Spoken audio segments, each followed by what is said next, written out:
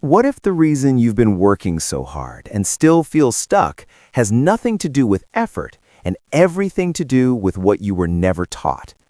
Because most people aren't failing with money. They were simply never shown how it actually works. Think about it. You followed the rules, you worked hard, you tried to do the right things, and yet somehow money keeps slipping through your hands. Bills pile up, stress builds, and you're left wondering why it feels like everyone else is moving forward while you're stuck in the same place. Here's the uncomfortable truth. The system was never designed to make you financially free. It was built to keep you busy, distracted, and constantly consuming.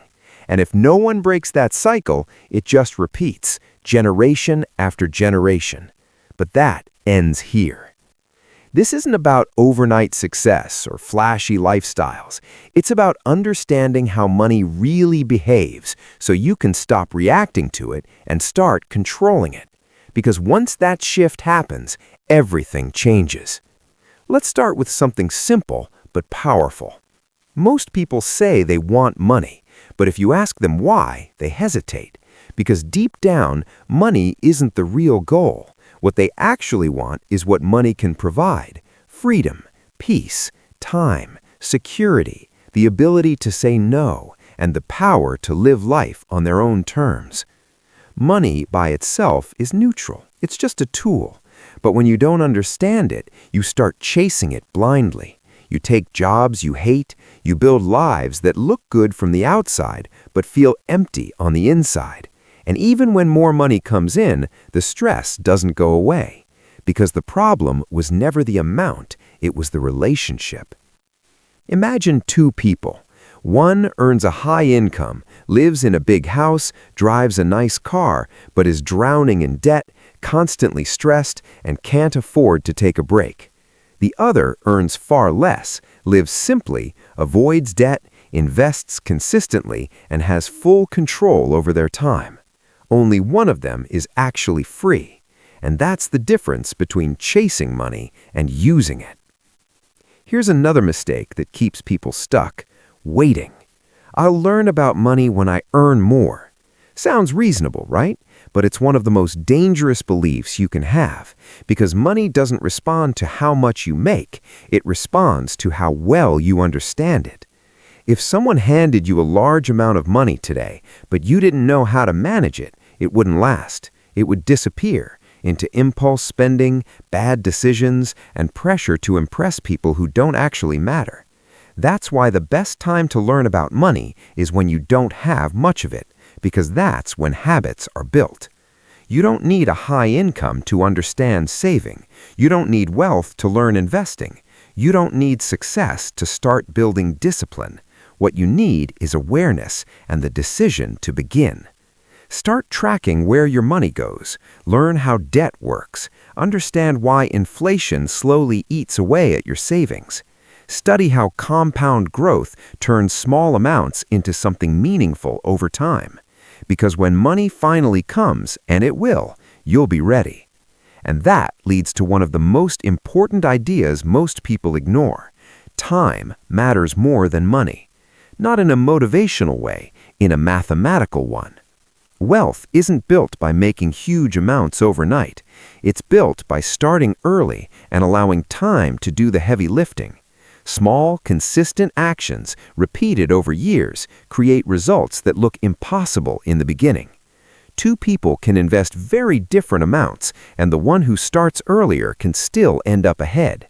Not because they worked harder, but because they gave their money more time to grow. And that's the part most people underestimate. They delay, they wait, they assume they'll figure it out later. But every delay comes with a cost you don't see immediately, but one that compounds over time. Because money that could have been growing isn't. So if there's one moment to start, it's now. Not when everything feels perfect, not when your income increases, but right here, when the decision is still yours to make.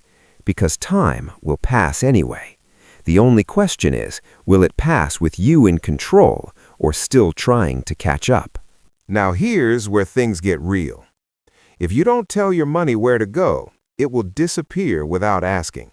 And not in obvious ways, not in one big mistake, but in small, silent leaks.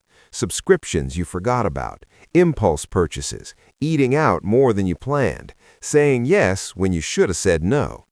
And by the end of the month, you're left staring at your account thinking, where did it all go? That's not bad luck. That's lack of control. When you don't manage your money, it starts managing you. Your decisions become limited. Your options shrink. You stay in situations you don't like, not because you want to, but because financially you feel like you have no choice. You hesitate to leave a toxic job. You avoid risks that could change your life. You delay things that matter to you, not because you're incapable, but because your money has you trapped. But here's the shift. Control doesn't come from earning more. It comes from directing what you already have. And that's where most people resist, because they misunderstand what it means. They hear the word budget and think restriction, limitation, boring spreadsheets, and cutting joy out of life. But a real budget isn't about limiting your life. It's about deciding it. It's the moment you stop wondering where your money went and start deciding where it should go. Every dollar gets a role. Some goes to essentials, some to savings, some to future goals, and yes, some to enjoyment. But now it's intentional, not accidental. And that changes everything. Because when your money has direction, your life starts to feel more stable. You're no longer reacting, you're planning. You're no longer guessing, you're choosing. And that sense of control, it builds confidence fast. Now let's talk about something even more dangerous than being broke, looking rich. Because in today's world, appearance has become a trap. You scroll through social media and see people your age living what looks like the perfect life. Luxury trips, designer clothes, expensive dinners, and without realizing it, you start measuring your life against theirs. You feel behind. So you try to catch up. Maybe you upgrade your phone. Maybe you spend more than you should. Maybe you justify it by telling yourself, I deserve this. And slowly, without noticing, you step into a cycle that's incredibly hard to escape. Because trying to look successful is expensive. And the worst part? It rarely reflects reality.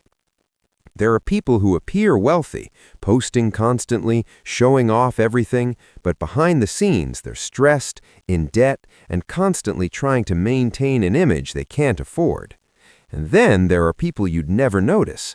They live simply, no flashing, no bragging, but behind the scenes they're building quietly, saving, investing, creating stability, gaining freedom. One group is performing success, the other is building it. And over time, the gap between them becomes massive, because real wealth doesn't need attention, it needs discipline. It requires saying no when it's easier to say yes. It means choosing long-term peace over short-term validation. It's not always exciting, but it's incredibly powerful, because real wealth gives you something appearances never can: peace of mind. The ability to handle emergencies without panic, the freedom to walk away from things that don't serve you, the confidence that your life isn't dependent on impressing anyone. So the question becomes simple but important. Are you spending to look successful or to become it? Because one keeps you stuck, the other sets you free. And that leads to a rule so simple, most people ignore it and pay for it later. No matter what you earn, you have to spend less than that, always. It sounds obvious, but in practice, it's where most people lose the game, because income doesn't create wealth, margin does. If you earn more but spend even more, you're moving backward, quietly but consistently. But if you earn less and still manage to keep something aside, you're moving forward, even if it feels slow. And that difference compounds. Every month you spend less than you earn, you create space. Space to breathe, space to grow, space to invest in your future. But every month you overspend, you create pressure, stress, dependence. And over time, that pressure builds into something much harder to fix. So instead of focusing only on increasing income, shift your focus slightly. Learn to keep more of what you already earn, because that habit, more than anything else, is what separates people who stay stuck from people who eventually break free. And once you build that habit, something powerful becomes possible. You stop working just for money, and you start putting money to work for you. Here's the turning point most people never reach.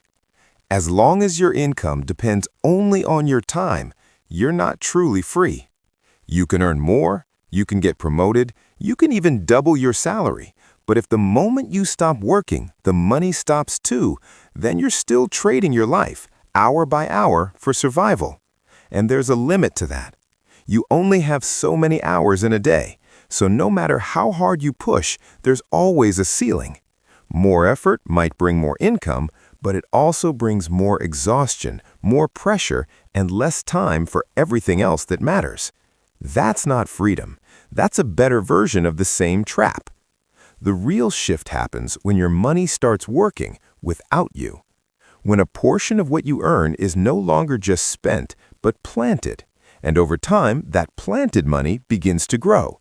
It generates returns. It creates income. It starts contributing back to your life even when you're not actively working. That's how wealth is actually built. Not through one big moment, but through consistent, intentional decisions.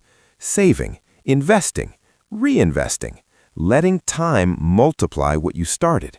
And yes, in the beginning, it feels small, almost insignificant. But that's exactly how it's supposed to feel, because what looks small now becomes powerful later.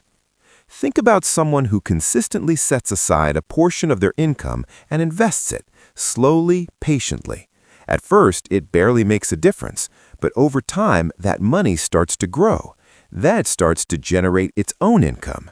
Then, eventually, it begins to replace the need to work altogether. Not overnight, but inevitably. Now compare that to someone who earns more but spends everything. No investments, no assets, just income and expenses repeating every month. One is building a system. The other is stuck in a cycle. And cycles don't create freedom. Systems do. So the question isn't just, how can I earn more? It's, how can I make what I earn start working for me? Because every dollar you invest is a step away from dependence and a step toward control. Now let's talk about something that quietly destroys that progress for millions of people: debt. Not all debt is the same, but most people never learn the difference. They borrow to feel better, to upgrade their lifestyle, to keep up, to satisfy a moment. And in doing so, they trade long-term peace for short-term comfort. It feels harmless at first, a small purchase here, a delayed payment there. But over time, interest builds, payments stack, and what started as something manageable turns into something heavy, something constant, something stressful. Because debt doesn't just take your money, it takes your options. It limits what you can do. It adds pressure to every decision. It keeps you tied to income you can't afford to lose. But here's the part most people miss. Debt itself isn't the enemy. Misused debt is. There's a difference between borrowing to consume and borrowing to grow. When you take on debt for things that don't produce value, like clothes, gadgets, or lifestyle upgrades, it pulls money out of your future. But when debt is used strategically, like investing in something that generates income or increases your earning ability, it can actually push you forward. One drains you, the other builds you, and knowing the difference changes everything. If you're already in debt, this isn't the end of your story, it's just a point where awareness begins. Because once you see it clearly, you can start making better decisions. You can stop adding more. You can create a plan. You can rebuild, slowly but steadily. And if you're not in debt yet, this is your warning, because it rarely starts big. It starts small, easy, justifiable, until it isn't. So protect your future self. Be intentional, be aware, and most importantly, don't confuse temporary satisfaction with long-term success, because one fades quickly, the other changes your life. And there's one more layer most people never consider, something that quietly determines whether all of this works or falls apart. Not your income, not your strategy, but your mindset. And that's where everything either breaks or finally comes together. Because at the end of the day, your financial life doesn't follow your income. It follows your beliefs. What you believe about money, deep down, not just what you say out loud, shapes every decision you make. It influences how you spend, how you save, what risks you take, and even what opportunities you allow yourself to see. And most of those beliefs, you didn't choose them. They were passed down. Maybe you grew up hearing things like, money is hard to earn, or rich people are greedy, or people like us don't get wealthy. And even if you don't consciously agree with those ideas anymore, they're still there, quietly influencing your behavior. They show up when you hesitate to invest, when you feel guilty earning more, when you underprice your skills, when you avoid learning about money because it feels overwhelming or not for you. That's not lack of ability, that's programming. And until you question it, you'll keep repeating it. Because beliefs drive behavior, and behavior creates results. You can follow every strategy, learn every tactic, and still stay stuck if your internal story doesn't support growth. But the moment that story changes, everything else starts to shift. You begin to see money differently, not as something to fear or chase, but as something to understand and use. You stop avoiding it and start engaging with it. You become intentional, curious, in control. And that's where real transformation begins. Not when your income changes, but when your perspective does. Because once you believe that building wealth is possible for you, not just for other people, you start acting differently. You learn, you try, you improve, you stay consistent even when progress feels slow. And over time, those small shifts compound, just like money does. So ask yourself honestly, what do I actually believe about money?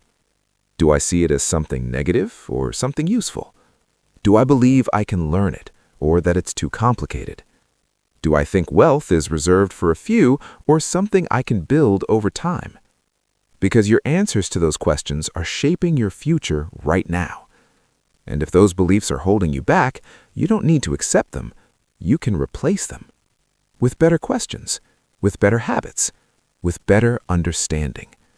Because this was never just about money. It was about breaking patterns. It was about stepping out of confusion and into clarity, about moving from reaction to intention, from survival to direction. And if you've made it this far, that shift has already started. Something in you is paying attention now, questioning more, thinking differently. That's how change begins. Not with a big moment, but with a decision. A decision to stop drifting, to stop guessing, to stop waiting for the right time, and instead, to take ownership. Because no one is coming to fix this for you, but that's not a limitation. It's power. It means the outcome is in your hands. And from this point forward, you don't have to approach money the same way again. You can build habits that support you. You can make decisions that move you forward. You can create a system that gives you more control, more stability, and eventually, more freedom. Not instantly, but consistently. And that consistency is what changes everything. So take what you've learned and apply it. Start small if you need to, but start. Pay attention to your habits, your decisions, your patterns. Because those are the things that shape your results, not luck, not timing, not background. And if something in this message shifted your perspective, even slightly, don't ignore that. Lean into it. Revisit it. Share it with someone who might need it. Because the more you understand money, the less it controls you. And the more it becomes a tool you can actually use to build a life that feels stable, intentional, and truly yours.